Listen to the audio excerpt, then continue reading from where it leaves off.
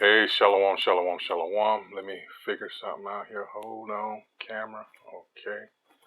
Cool. You see my ugly mug. All right. All right. This is Naaman with the DC camp. First and foremost, call hello Yahweh. Shem Yahweh Shah, Shem Kwadash. Once again, double honors go out to the apostles, bishops, and elders of Great Millstone. Salutations also go out to the fellow Akif that are out there on the highways and byways, pushing the truth across four corners of this earth, trying to wake up your remaining hope for the elect. All right. Hopefully I've got the sound situation. I'm using another app here, and I've changed certain settings internally on this device. So we'll see. I've tested, played it back, got sound, so we'll see. Hopefully things are going to work out. Okay, so ran across a video, and this this situation that kicked off over there in the land of Israel concerning the Palestinians, the Gaza Strip, all that. This has been going on for 106, going on 7 years now. I'm looking from the time of 1917, actually. You know, the Zionist movement started before then, but just talking about like boots on the ground type of thing. From the initial Balfour Declaration, a character by the name of Chaim. Well, I'll introduce him to you. He was a chemist, and he assisted Great Britain. I know it's one of these situations where you scratch my back, I'll scratch yours, because when you're dealing with the British Empire, you got to remember, we're talking about the Edomite British Empire. You got to understand that this relates to British Israelism. So they're all in cahoots with one another in thinking that they are the Israelites. All right, yeah. So I'm gonna play this little clip, but first, let you know what I'm talking about here. This was a commission established in the late 30s. You're going to hear a speech from 1937, a clip of it at least, an excerpt where it's being read, about this racist ass Winston Churchill. All right, and the Peel Commission was established, and it says, formerly known as the Palestine Royal Commission, that's another name for it, was a British Royal Commission of Inquiry headed by Lord Peel, appointed in 1936 to investigate the causes of unrest in mandatory Palestine. What could be the cause of unrest? Maybe it has something to do with you're not belonging there. Something else you have to understand, these idiots that I'm going to read about. A lot of people thought that, maybe still to this day, are under the impression that they knew what they were doing, and that this was we're dead set on, we want, this is our land, get those people out. Well, okay. Did you know that they first wanted Uganda? Yes, they wanted to move the people out of there. And then Madagascar. Now, I'm not sure in which order, but I do know these two things to be true, that these were, so, okay, why? Wow. Let me pause it. All right, I'm back. I like to, like we say here at Great Millstone, we like to back up what we say. So, here it is, proposals for a Jewish state. It says there were several proposals for a Jewish state in the course of Jewish history between the destruction of ancient Israel and the founding of the modern state of Israel. First of all, a state has nothing to do with a nation. All right. While some of those have come into existence, others were never implemented. The Jewish national homeland usually refers to the state of Israel or the land of Israel, depending on political and religious beliefs. Jews and their supporters, as well as their detractors, and here go that word again, anti-Semite, there's no such thing as a Semite, that was not his name, have put forth plans for Jewish states, and that is not the name of the people. All right. First, you have Ararat City in the U.S., all right, refuge. In 1820, in a precursor to modern Zionism, Mordecai Manuel Noah tried to found a Jewish homeland at Grand Island in the Niagara River to be called Ararat, after Mount Ararat, the biblical resting place of Noah's Ark. So you see, this has been going on for a while, trying to, usurp someone else's heritage, all right? He erected a monument on the island which read Ararat, a city of refuge for the Jews, or the Jewish. All right, founded by Mordecai. Okay, I'll just put the link to this, and you can read it. Uganda.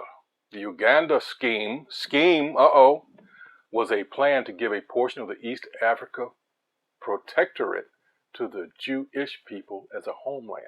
The offer was first made by British Colonial Secretary Joseph Chamberlain to Theodore Herzl's Zionist group in 1903.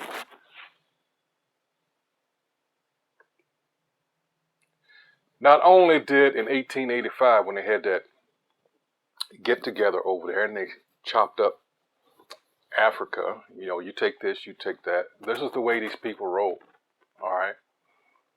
And we keep telling you, read scriptures as to who you're dealing with.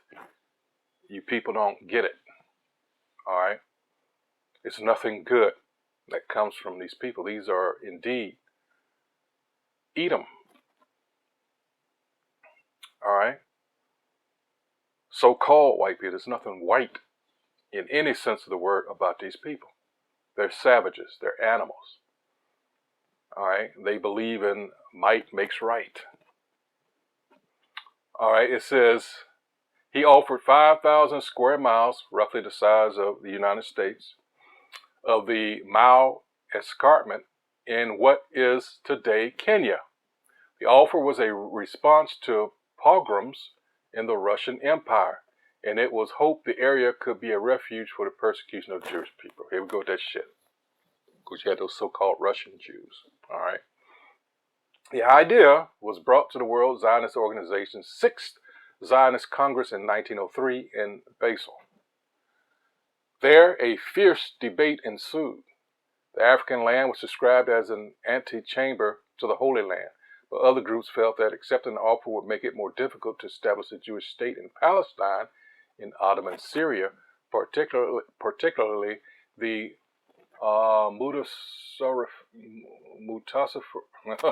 Mutasarrifate of Jerusalem. Before the vote on the matter, the Russian delegation stormed out in opposition. In the end, the motion to consider the plan passed by 295 to 177. All right, let's continue on. Whoops, why did I go out of there? Sorry. Let's see. So now we got Uganda. Let's go to Mascar.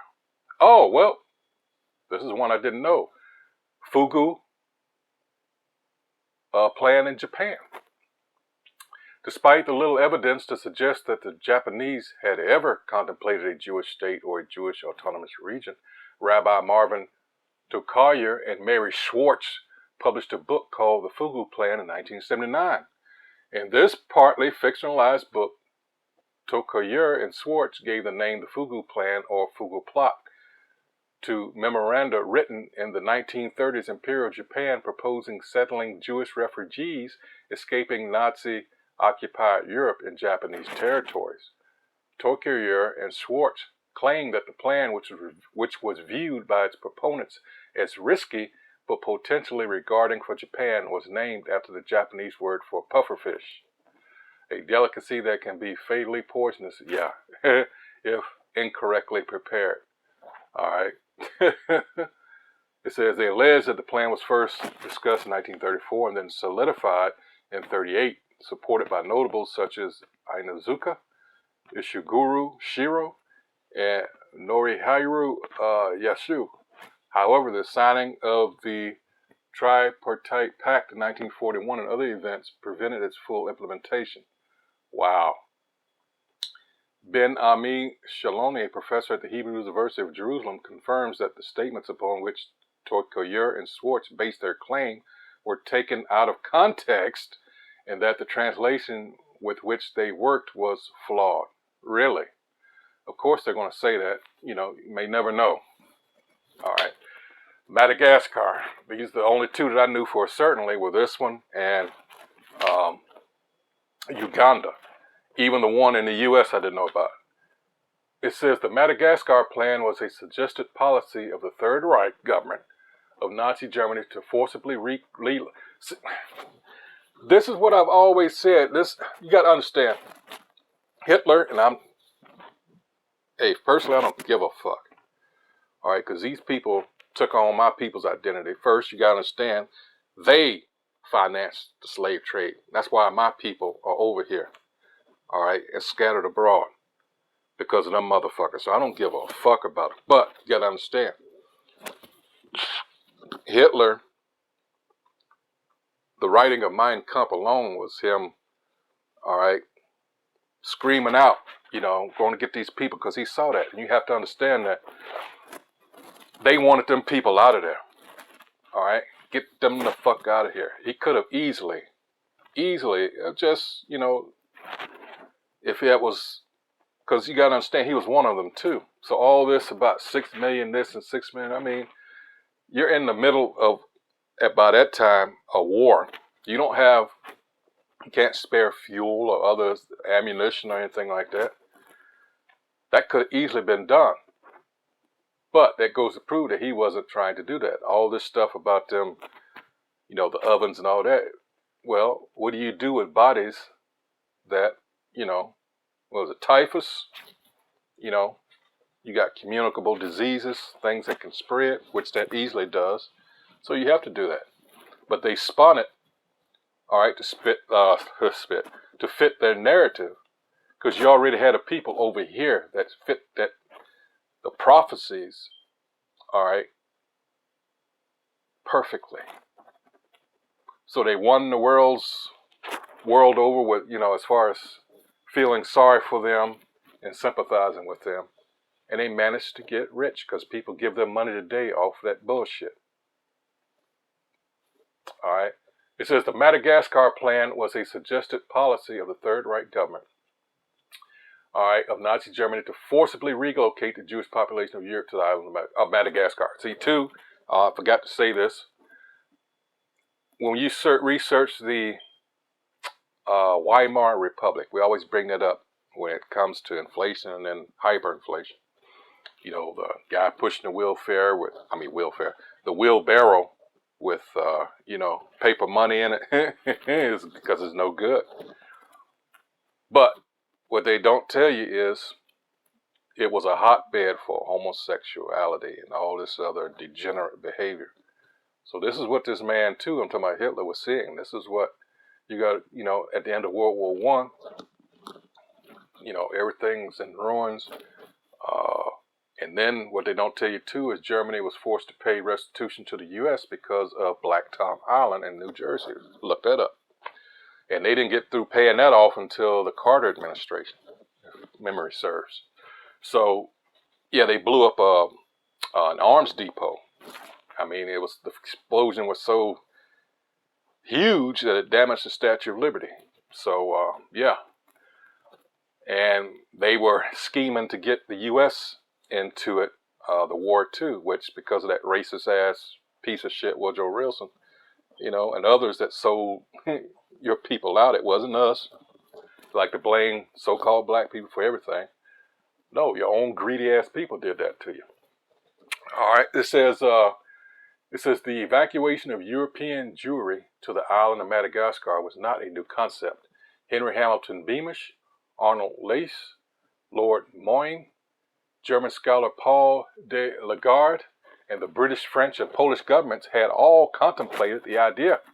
Nazi Germany seized upon it, and in May 1940, in his reflections on the treatment of peoples of alien races in the East, Heinrich Himmler declared, "I hope that the concept of Jews will be completely extinguished through the possibility of a large immigration of all Jews to Africa or some other colony." They want these scheming, nasty pieces of shit out of there. All right. Although some discussion of this plan had been brought forward from 1938 by other well-known Nazi ideologues, such as Julius Streicher, Hermann Göring, and Joachim von Ribbentrop. It was not until June of 1940 that the plan was actually set in motion. As victory in France was imminent, it was clear that all French colonies would soon come under German control, and the Madagascar plan could be realized. It was also felt that a potential peace treaty with Great Britain would put the British Navy at Germany's disposal for use in the evacuation. With Adolf Hitler's approval, Adolf Eichmann released a memorandum on August 15, 1940, calling for the resettlement of 1 million Jews per year for 4 years. Okay, they wanted to do, this was in the plans, this was in the works. For you people that still believe that bullshit, 6 million people died, it was horrible. What is this telling you here? Let me read it again. With Adolf Hitler's approval, Adolf Eichmann released a memorandum on August 15, 1940, calling for the resettlement of 1 million Jews per year for 4 years, with the island governed as a police state under the SS. The plan was postponed after the Germans failed to defeat the British in the Battle of Britain later in 1940. In 1942, the so-called territorial solution to the Jewish question was abandoned in favor of the, here they go with that shit, the final solution to the Jewish question. Spin, spin, spin. Why would you go through all that trouble? All right. So in any case, let's go to the star. Well, I'll keep that. Let's go to the star attraction here. Here's the Peel Commission. All right, let's get back to that. All right. Look familiar? Yeah. The Royal Commission. All right. The Peel Commission, partition plan. Always like dividing other people's stuff up. All right. Thing is, it's neither one of them's land. That's really what's fucked up. All right. Oh man. On 7 July 1937, the Commission published a report that, for the first time, stated that the League of Nations mandate had become unworkable and recommended partition. The British cabinet endorsed the partition plan in principle, but requested more information. Following the publication, 1938, the Woodhead Commission was appointed to examine it in detail and recommend an actual partition plan. The Arabs opposed the partition plan and condemned it unanimously. The Arab Higher Committee opposed the idea of a Jewish state and called for an independent state of Palestine with protection of all legitimate Jewish and other minority rights and safeguarding of reasonable British interests. They also demanded cessation of all Jewish immigration and land purchase. Aha! All right, they argued that the creation of a Jewish state and the lack of independent Palestine was a betrayal of the word given by Britain. Oh, and did they? Yes, you wonder why these people are pissed. All right, but all you ever hear is terrorist. And I read you a piece by Jeff Rentz on tactics that they use, and it was called covert aggression. All right, and the the reading from a diary. What was his name? Moshe Sharat. About how they knew those people over there weren't a threat to them. And I said on previous videos, all I've ever seen those people do is throw rocks at, and they get lit up. They want to talk about Hamas. And in most cases, when you talk about ISIS, well, when you break that acronym down, that's the, what is that? Israeli secret, let's see. Damn, I forgot what it is. Oh, man, damn. In other words, a lot of these groups were started by the Israelis, either the Mossad or some other, and they go in there and they initiate actions, and when people respond, oh, see there, terrorists. That's the game they be playing. And you stupid ass Americans and you other morons, you fall for it. Anyway, it says the Zionist leadership was bitterly divided over the plan in a resolution adopted at the 1937 Zionist Congress. The delegates rejected the specific partition plan, yet the principle of partition is generally thought to have been accepted or not rejected outright by any major faction. The delegates empowered the leadership to pursue future negotiations. The Jewish Agency Council later attached a request that a conference be convened to explore a peaceful settlement in terms of an undivided Palestine.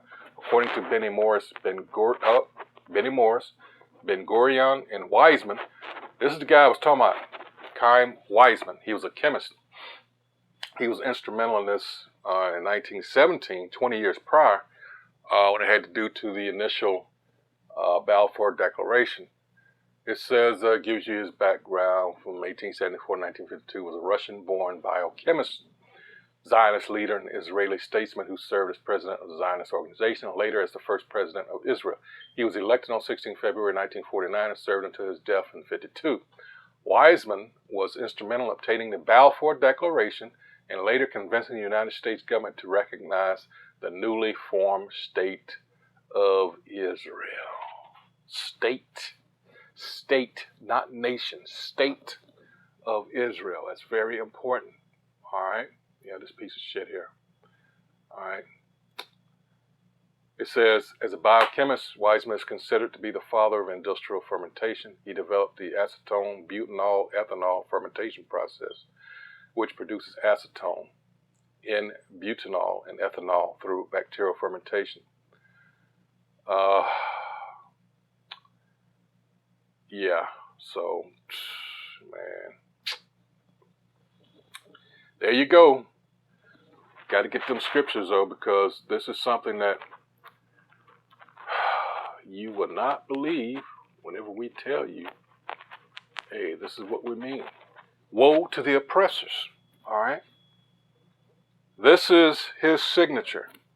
We're talking about the so-called white man. They are of the nation of Edom. That is their biblical nationality. Never forget that.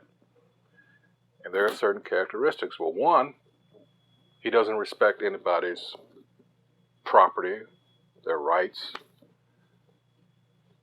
Just doesn't respect other people, period, that don't look like him. And even with that, they were always at each other's throats when you study the Middle Ages, even on up until, because as in Genghis Khan and those, they didn't like them motherfuckers, all right?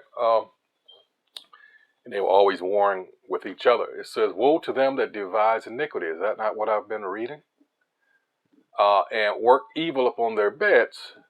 When the morning is light, they practice it, because it is in the power of their hand. Might makes right. I got the might, therefore I must be right. Who's going to argue it? Who can make war with the beast? And they covet fields and take them by violence. Now listen to this. I'm going to play the video now. This young lady.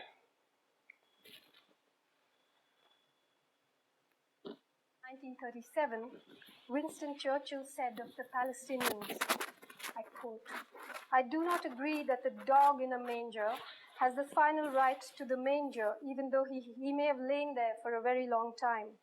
I do not admit that right.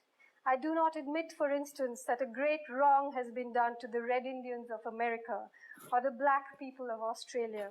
I do not admit that a wrong has been done to these people by the fact that a stronger race, a higher grade race, a more worldly wise race, to put it that way, has come in and taken their place." And that's just what they think about it. And you think you're going to get reparations from someone with that? This is not just church. This is all these motherfuckers. This is what they think. I did a video, oh man, has it been a month? I don't think so. This Edomite was saying, this is what we feel. We don't, we don't fucking care. People that are outside of our people don't look like us. Don't give a fuck. I'm paraphrasing, but that's what he was saying. So here we are trying to tell you, all right, and being that we're up under the curses, it tells you that, all right, we got to go to this motherfucker for everything. This is the guy that was set up to teach us a lesson as a people. Most High said, hey, you don't want to turn to me, you don't want to obey my laws, statutes, and commandments, you violated that covenant, okay, I'm going to give you into the hands of someone that don't give a fuck. And that's exactly who we're under. Someone that don't give a fuck. They'll tell you, especially when it comes to Jake, because Jake, another characteristic, all right, of Jake, all right, Jeremiah 4:22 and Hosea 4:6. All right, Jake just will not get it. And I keep bringing up that example, whether it be true or not, the story about Stalin's chicken. And the point there is, this man will do and can do anything to us. And the majority of our people will still come crawling back to him no matter how fucked up that shit is. Bam. And we're sending out the warning every time we're out there on the highways and byways. When we make videos like this, we're sounding that trumpet, we're letting you know, hey, this man senses that he's about to lose his shit. Time is growing short. Something I always like to say regarding that, you know the fucked up shit he has done in order to get where he is. What do you think he's going to do in order to keep it? That's something you should think about. Really, really, you should really think about that. All right. Going all out, balls to the wall. I don't give a fuck. Oh, you got the right one. So when we tell you about Jacob's trouble and all that, I don't know how difficult that is. Why it's so hard to see that? Wow. A lot of you are in for a shock because we're telling you what we're trying to. I'm trying to make you see the nature of this individual dealing with. We're talking about, like I said, a people that don't give a shit about nobody or nothing. All right, so let's see. Let me finish, since you've heard that. Well, let's play it again. 7. Winston Churchill said of the Palestinians, dogs. I do not agree that the dog in a manger has the final right to the manger, even though he may have lain there for a very long time. I do not admit that right. I do not admit, for instance, that a great wrong has been done to the Red Indians of America or the black people of Australia. I do not admit that didn't even mention us to these people by the fact that a stronger race, a higher grade race, a more worldly wise race, to put it that way, has come in and taken their place. 1930. Yeah, we're just superior. Yeah. Mm-hmm. And I believe in the movie Patton, of course, George C. Scott played General Patton. I believe he was talking to a steward that was a Jake. A steward, where you get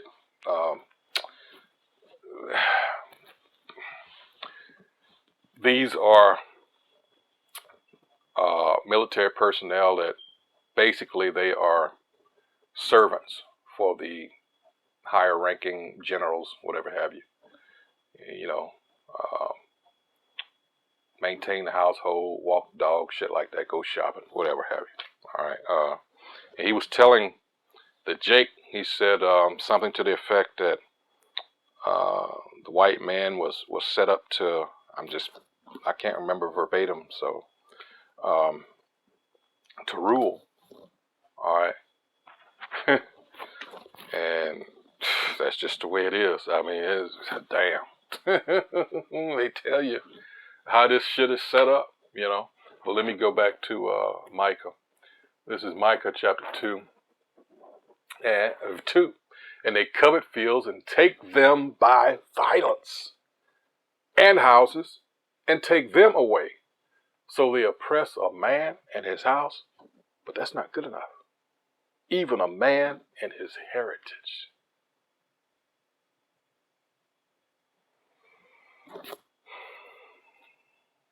We're not only going to take your physical possessions, your land, whatever have you. We're going to be you. Yeah, that's right. You forgotten what they did here as a result of the Dawes Act, getting themselves on the Dawes rolls? $5 Indians. See, there's a pattern here, and it keeps repeating itself, but a lot of people, for some reason or other, they're blinded to it, you know. They've had a system that has worked. You got to understand, there's a divine hand in this, too. All right? But, again, he senses that it is at an end. When you get to Job 14 and 5, it tells you that, you know, well, let's get it. There's a line that he's not going to be able to cross because everybody, all kingdoms have had, all right, a set time to rule. This is Job 14 and 5. Seeing his days are determined, the number of his months are with thee. Thou hast appointed his bounds that he cannot pass, and he will not pass. Oh, yes. Yes, yes, yes, yes. All right. So things are moving quickly here. Everybody's paying attention to these distractions. You got to understand, this really, World War III kicked off February of 2022 with that Ukrainian shit. All right, so we're coming up here 2 years almost next month. You got what, a month and what's the day? The 8th, 9th? So you got, yeah, think about that. It's not going to get any better. That's done. The switch has been flipped. There's no, you know. Because these people are, as the scriptures call it, and that's the right word for it. All right, they are covetous. Covetous to the point where it becomes avarice. All right, they can't help themselves. I want what I got, but I also want what you got, and I'm going to get it. All right. So that's really all I had here. Wisdom of Solomon, 2nd chapter. That goes when I said might makes right. Let's check that out real quick, because this is, again, this is the Romans, ironically, because we are in the revived Roman Empire. Let's see, Wisdom of Solomon 2. All right. For the ungodly said, reasoning with themselves, but not aright. Our life is short and tedious, and in the death of a man there is no remedy. Neither was there any man known to have returned from the grave. All right, well, Yahushua hadn't happened yet.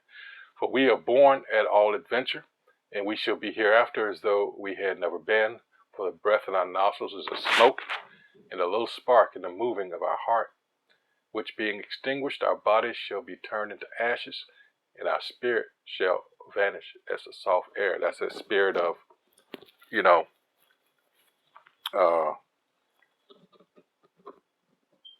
live for the day, YOLO, that type of spirit. It says, and our name shall be forgotten in time, and no man shall have our works in remembrance, and our life shall pass away as the trace of a cloud, and shall be dispersed as a mist that is driven away with the beams of the sun, and overcome with the heat thereof. For our time is a very shadow that passes away, and after our end there is no returning, for it is fast sealed, so that no man cometh again. Come on, therefore, let us enjoy the good things that are present, and let us speedily use the creatures like as in our youth. Let us fill ourselves with costly wine and ointments, and let no flower of the spring pass by us. Let us crown ourselves with rosebuds before they be withered. Let none of us go without his part of our voluptuousness. Let us leave tokens of our joyfulness in every place, For this is our portion, and our lot is this. Let us oppress the poor righteous man. Let us not spare the widow, nor reverence the ancient gray hairs of the aged. And when you go into Deuteronomy 28, I believe it is verse 49, where well, let's get it real quick. Let me get this other. All right. 28, I think it's 49. All right, had to catch up with me there. It says, all right, the Most High Yahweh should bring, that's who's behind this, yes. The Most High Yahweh shall bring a nation against thee from far, from the end of the earth, as swift as the eagle. Oh, there goes a clue. As swift as the eagle flieth, a nation whose tongue thou shalt not understand, a nation of fierce countenance, which shall not regard the person of the old, nor shew favor to the young. And they have not to this day. All right, continuing on. Let our strength be the law of justice. Might makes right. For that which is feeble is found to be nothing worth. Therefore let us lie in wait for the righteous, because he is not for our turn, and he is clean contrary to our doings. All right, so you have two things that are opposed to each other. All right, polar opposites. Good, evil, life, and death. When it goes into Sirach or Ecclesiastes chapter 33, starting at 11, it tells you that thing. These things are set in opposition to one another. It says, he upbraided us with our offending the law, and objecteth to our infamy the transgressings of our education. He professes to have the knowledge of the Most High, and he calls himself the child of the Lord. He was made to reprove our thoughts. All right. So they are indeed have been set up to be the wicked. All right. So yeah, that's gonna do it for this.